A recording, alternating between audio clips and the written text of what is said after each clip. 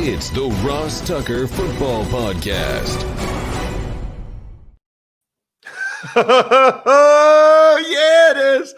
But it's not just any Ross Tucker Football Podcast. It is a Monster Monday presented by DraftKings, America's #1 rated sportsbook app. And for those of you that check this out on YouTube, youtube.com/RossTuckerNFL. Yes, it does feel good to be home, even if it's just for one day and one show. You can see my background. It is good to be home, and it is good to have a new week because that means I get to give out new winners. We want winners. We love winners. We'll have a spread the word winner. I am noticing you guys that notice us. I'm noticing those of you that engage with any of our posts for the first time at Ross Tucker NFL, Twitter, Instagram, Facebook.com/Ross Tucker NFL, and at RossTuckerPod on Twitter and Instagram. Intern Casey does a phenomenal job. She's awesome. I appreciate you guys appreciating some of the highlight clips from the shows that she posts by interacting with them one way or the other. Sponsor confirmation email winner. Let's do it again. We had a bunch last week. Let's do even more. I am sending you a signed picture or a signed football card, period. You take advantage of the DraftKings Sportsbook app offer, throw the code Ross in, take a screenshot, forward it to me, ross@rosstucker.com. There's no entering anything. You win. You get a signed picture or card. Just let me know. The picture is the Bills. The cards can be Washington or the Cowboys or the Bills. Still got a bunch of those.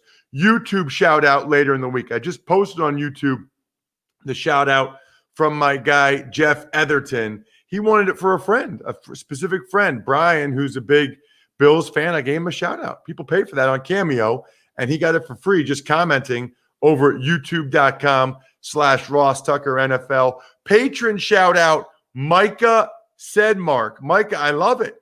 Micah's already been engaged on our private Slack channel for all the Tuck heads. I love it, Micah. We've already interacted a little bit. I already know more about you. Keep them coming. Patreon.com/RT Media. It's where you get all the even money bets, Friday picks, press box food grades from Jason Montgomery, and power rankings. It's big show time. The Big Show. Good morning, Ross. Well, week 9 just about in the books, so give me your overall themes before we dive into each one of these games individually. Yeah, just as an aside, okay, as you guys can see, Brian's not home right now. He's in a hotel room in Los Angeles before he flies back. It's 5 a.m. I just want you guys to know sometimes we jump through a bunch of hoops to get these done for you, but it is our pleasure. You deserve it. We love you. You guys are loyal to us.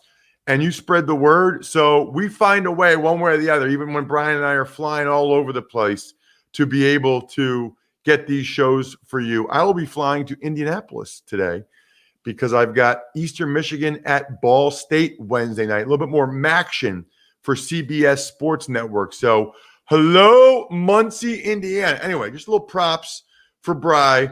You know, it was interesting, Bri, because the favorites, in terms of takeaways for me, the favorites really took care of business in the 1 o'clock games. And I got destroyed on my even money bets. Now, listen, I battled back in the late games, battled back Sunday night. I got a teaser with the Raiders. I just need the Patriots to win tonight to battle back to make it a respectable week for me.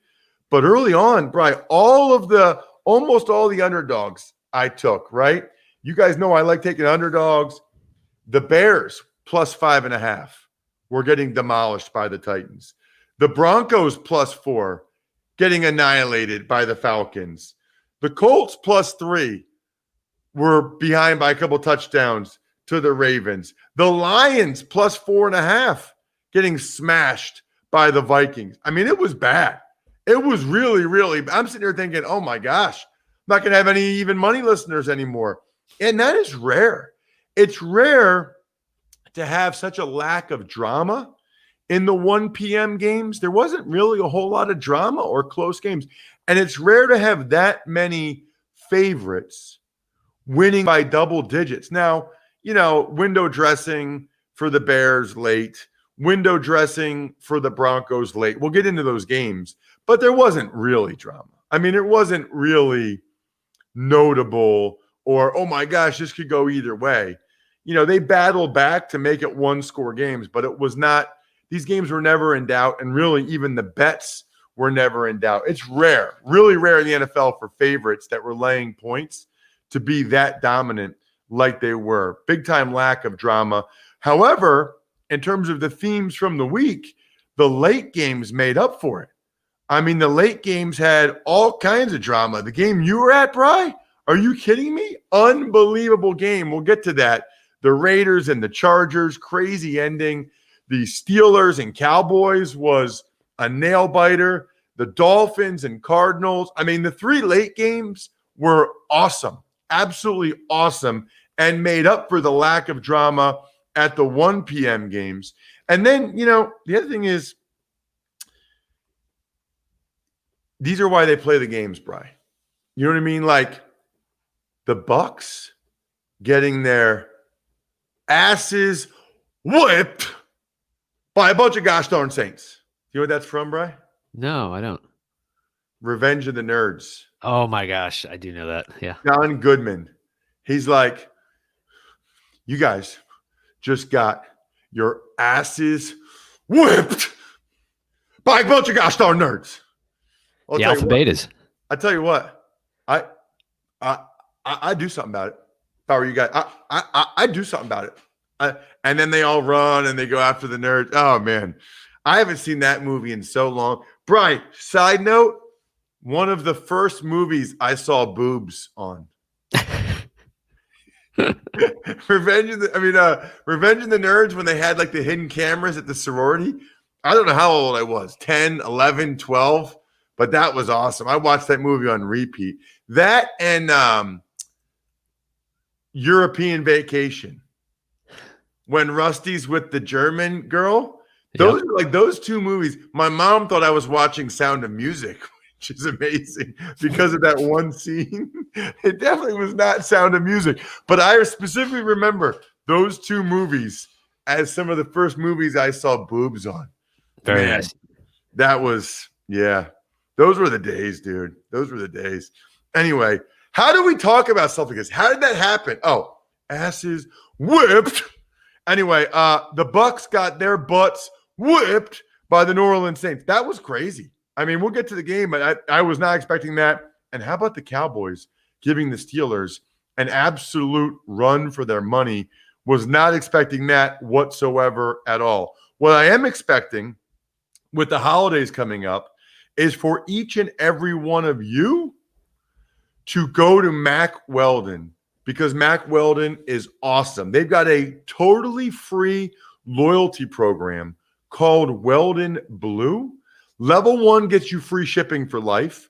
Once you reach level 2 by spending $200, you get 20% off every order for the next year. I get button-down shirts from there now. I've gotten my white polo shirts from there now. You can get awesome underwear from Mack Weldon. It's legit. For 20% off your first order, visit mackweldon.com/Tucker and enter promo code Tucker. That's Mack Weldon, MackWeldon.com/Tucker. Promo code Tucker for 20% off. Mack Weldon, reinventing men's basics. Tuck's Takes. Daniel Jones and the Giants beat Washington 23-20. Jones is now 4-0 against Washington, yet he's only 1-16 against the rest of the NFL. That is crazy. And look, I don't know if you're feeling great about this win if you're a Giants fan. I mean, they got a big lead. They held on, but they won the turnover battle +5, and they barely won. I mean, Washington had the ball with Alex Smith late multiple times, multiple chances to go ahead and win the game.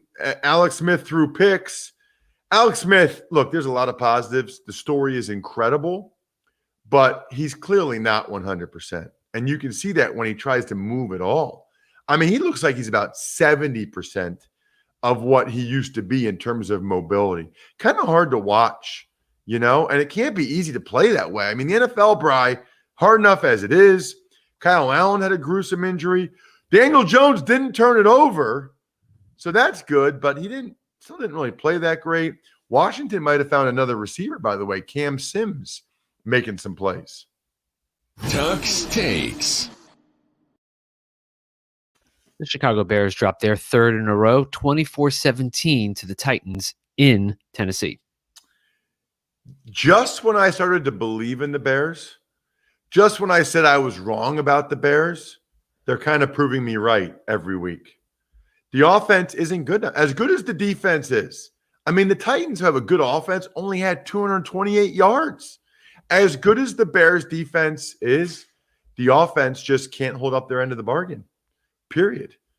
They digged a huge hole before some window dressing, garbage yards, garbage points late, some critical turnovers. I mean, that David Montgomery fumble and Desmond King return for the touchdown, that was really the play of the game. I mean, that ended up being the difference in the game.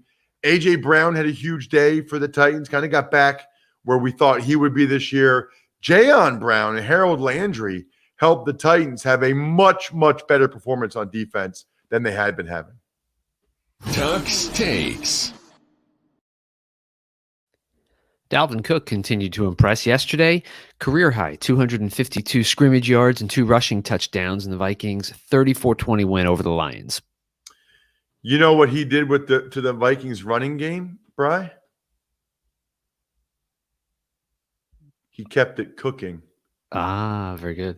He kept it cooking. You get that? Yeah. Look, I'm just telling you guys right now, you can't get wit like that from other podcasts. Okay. Like Dalvin cook. What's that? They let Dalvin cook. Yes. Okay. Nice, Bry. Thank you. See? Now you shouldn't get that much credit because I kind of already put it out there, but I understand the Russell Wilson let it cook. I just like these are the moments. We got to post this on social media. You can't get that from like other podcasts. They're not witty like that. To use Dalvin's last name to talk about the effectiveness of the Vikings running game. Boom.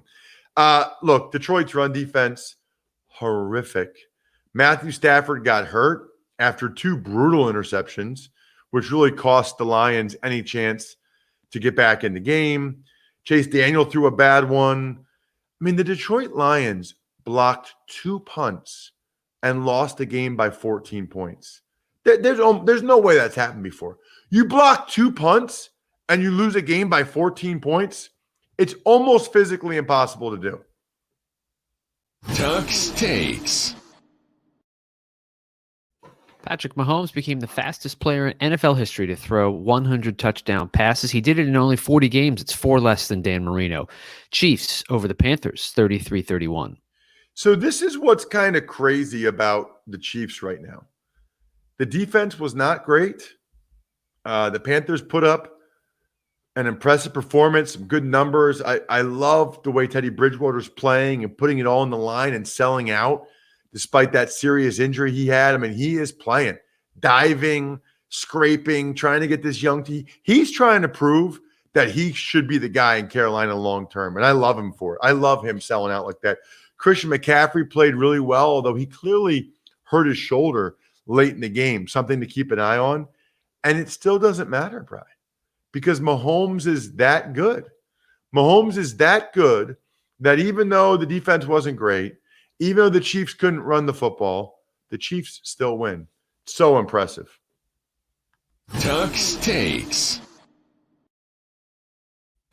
J.J. Watt recorded his 100th sack in the Texans' 27-25 win in Jacksonville. Now, that is the 7th consecutive loss for the Jags. Yeah, the Jags are who we thought they were. We gave them 2 games to try to – the first 2 games where they go, oh, Jags aren't bad. No, they're bad. They're really bad. I will say, first of all, kudos to J.J. Watt. 100 sacks is unbelievable. I mean, that's unbelievable. And the reason why, Bri, is because once you're a guy that has a good season, every week the offensive line coach, the coordinator are like, okay, we got to take care of JJ. We got to double team them. We got to chip them. We got to slide to them. It becomes once you're a marked man, it's much, much harder to get sacks. That's why the guys that do it consistently year in and year out are so impressive to me. So impressive. Deshaun Watson performed well again, both his arm and legs, because they didn't have much of a running game after David Johnson got hurt. And I thought, Greg Cosell, I think that surprised a lot of people, Bri. We posted that on YouTube and our social handles at RossTuckerNFL, at RossTuckerPod, about him feeling like Deshaun Watson's played the best football of his career over the last month by far. It's really impressive. I saw Ramita Kimes liked it. I mean, Deshaun played well again. But let's give some credit to our guy, Jake Luton. Some people don't know how to pronounce his last name. We've known it for a while now at this point. Jake Luton, he had some really positives. I mean, that the game he had throwing the ball to DJ Chark.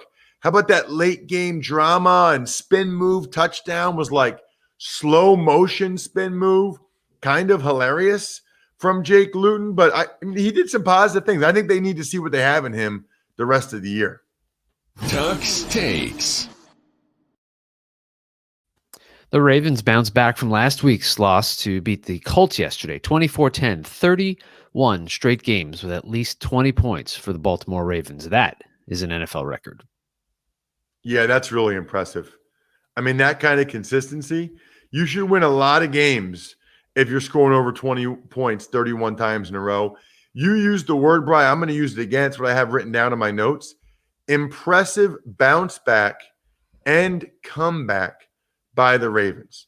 A, to bounce back from the devastating Steelers loss, but then B, to actually come back in that game against the Colts shows an impressive maturity to this Ravens bunch. Yes, there was a controversial, Marcus Peters interception. I understand that, but Lamar Jackson was much better in the second half. They got the run game going against a good Indy defense. That was a really impressive win, I thought, for the Ravens that they had. I mean, to win against a good Colts team on the road by 2 touchdowns, even though you were down in the game, that's a nice win for Baltimore. Tuck's Takes. Buffalo Bills are 7-2 for the first time since 1993. They beat Russell Wilson and the Seahawks 44-34. Wow, man. Now this was like MVP candidate Josh Allen again. That's what this was. Josh Allen coming out, playing extremely well. This is the guy that we thought it could be before the year. So kudos to Josh Allen. This is who he was the first month of the season. Felt like he kind of lost it for a little bit there, but he got it back. I mean, was hitting a bunch of different receivers, had a running touchdown. Awesome performance by Josh Allen. I think actually puts him back in the MVP race a little bit, especially since it was at the detriment of Russell Wilson and the Seahawks. I mean, the Seahawks defense was preposterous. Somehow they had 7 sacks and still gave up all those yards, all those points. It's hard to do. Jaron Reed had a couple sacks. I don't understand how you get that many sacks and still go up that many points, that many everything. And the turnovers for Russell Wilson were critical. I mean, the fumbles, the interceptions makes it very difficult to win. We know that is the most important stat in the sport of football. Tuck's Takes. The Atlanta Falcons beat the Denver Broncos 34-27, 3 touchdowns from Matt Ryan. So the Broncos dug a big hole. I feel like this is like their script now. They dug a big hole that Drew Lock almost got them out of late again, but not really. I mean, the game was really never that much in doubt. There was no Calvin Ridley for the Falcons. So Olamide Zaccheaus, I called his state championship game, St. Joe's Prep.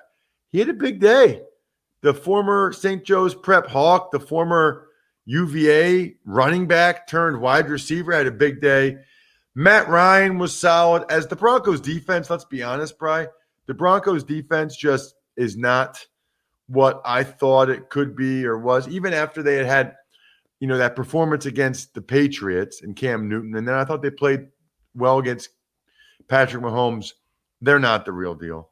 Broncos let me down, man. Absolutely let me down with me having them at 4.5 points over at DraftKings. Look, the cool thing about DraftKings, they are ensuring all new users are covered up to $100. That's a pretty cool opportunity. You bet they cover you risk-free Sunday with all of Sunday's action. So think about that, okay? You can bet on any of the games next week, whatever it is, Giants, Eagles, I don't care. You bet $100. If you're wrong, they will go ahead and reimburse you. That's pretty cool, man. Very cool. Plus, they've got all kinds of promotions and boosts every single day on this year's tournament at Augusta. At Augusta, it's this week. So they're all over that.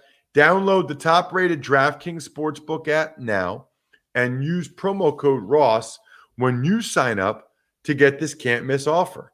DraftKings Sportsbook is ensuring your Sunday bets up to $100. That's right, you bet, and they cover you up to $100 when you use promo code Ross during sign-up. Limited time only at DraftKings Sportsbook. Must be 21 or older, New Jersey, Indiana, or PA only. Risk-free coverage paid out in site credits, of course. Restrictions apply. See DraftKings.com/sportsbook for details. Gambling problem, call 1-800-GAMBLER. Tuck's Takes. Back-to-back weeks that the Los Angeles Chargers lost the game on the final play. Yesterday, Raiders over LA, 31-26. That's 9 straight losses for the Chargers against AFC West opponents. How was the food, Bri? So we had a choice. You had a boxed lunch choice of either a corned beef sandwich, grilled chicken, or peanut butter and jelly. Included in the box, some potato salad, a cookie, and some chips. Not overly impressed. Now at halftime, they did have. Well, I had hot dogs. Okay, I don't eat that, but I'm going to upgrade them to a B- because the brownies, the nice big chocolate brownies with white chocolate chips in them that they had at halftime. So we're going to go B-. White chocolate chips Inside the brownies, yeah. inside a dark brownie? Yeah, it was pretty good. I'm not a big white chocolate person. I had a brownie at my press box meal. It was barbecue chicken, which I love barbecue chicken. It's just like when you're going to be on TV, it's dangerous. You know what I mean? Like it's dangerous.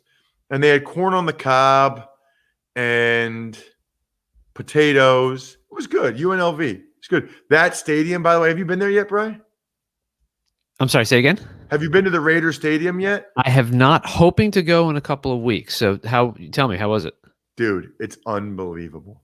I mean, first of all, the TV booth is like the biggest booth I've ever seen. It's crazy how big it is. And the thing looks awesome from the outside. It is spectacular. I'm looking forward to that. Absolutely spectacular. Loved it. Loved being there. Good game too. UNLV Fresno. Good game. I enjoyed it. I know some of you got a chance to watch it.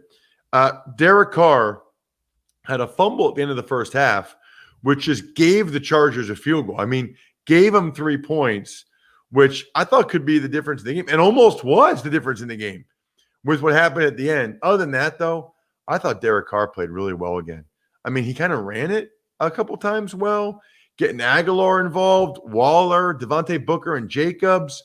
Herbert's a stud, absolute stud, and yet another crazy, heartbreaking Chargers ending.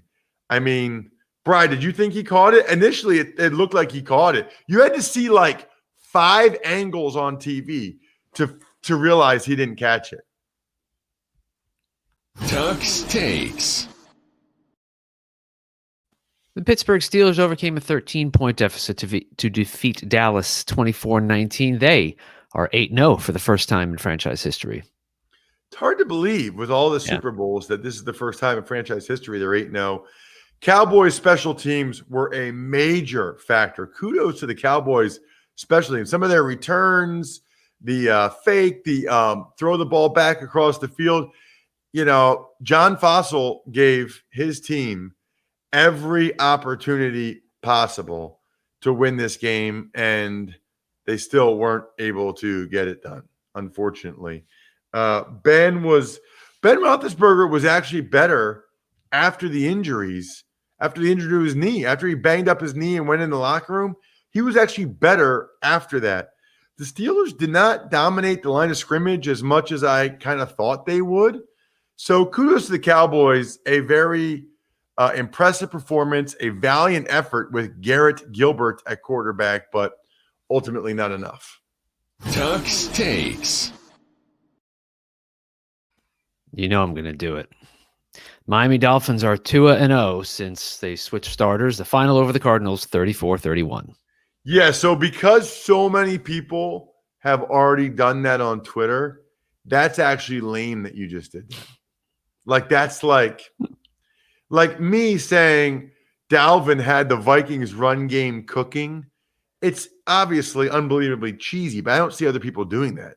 The 2-0 under Tua, I mean, I saw that 30 times on Twitter. It was like people tweeting about how much they were going to drink during election night.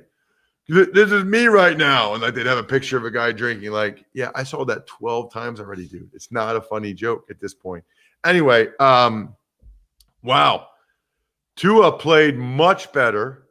Certainly more mobile at this level than I kind of thought he would be, or maybe than Greg Cosell gave him credit for. But he was awesome, other than maybe a couple times where he threw the ball away really poorly. Kyler Murray was electric with his feet, dropping bombs to guys like Christian Kirk. Incredible. Really, really was incredible. Kyler Murray might be the most entertaining quarterback to watch, but ultimately Zane Gonzalez is short on a 49-yard field goal. I mean, I tweeted this, Brian, at RossTuckerNFL. I haven't gotten an answer yet. How was he short on a 49-yard field goal? Like, how does that even happen? I have no idea. Tuck's Takes. An ugly one last night in Sunday Night Football for Tom Brady. The first time he's ever got swept by a divisional opponent. Saints win big over the Bucs, 38-3. Swept, no touchdowns. I mean, this is a game where you just flush it and you move on. If you're the Bucs, I cannot believe that happened. I mean, I had the Saints on the Even Money podcast getting 5.5 points, but nobody, and I mean nobody, expected that. Saints dominated in every way. Breeze was on time, in rhythm, 11 different receivers in the first half. Taysom Hill was productive. Sometimes I am skeptical of him. I doubt that. He did a good job. I don't know where this Saints defense has been. DeMario Davis was awesome. Malcolm Jenkins. I don't know what happened to the Bucs offense. I don't know what happened to the Bucs defense. I mean, it'll be curious to see if this propels the Saints to playing this way and momentum the rest of the year. I don't know if the Bucs have a major bounce back from this or their confidence is crushed. I don't know, man. It was a pretty crazy performance. Shout outs, by the way, go to Pizza Boy Brewing, DynastyFreaks.com, Sporticulture, SteakhouseSports.com, Vision Comics with an X. We will have the Even Money podcast tomorrow. We will have the College Draft podcast tomorrow. Not doing it today because Brian has to go catch his flight. I think we're done here. Thanks for listening to the Ross Tucker Football Podcast. Make sure to also subscribe to the Fantasy Feast, Even Money, Business of Sports, and College Draft. All availavailable at Apple Podcasts, RossTucker.com, or wherever podcasts can be found.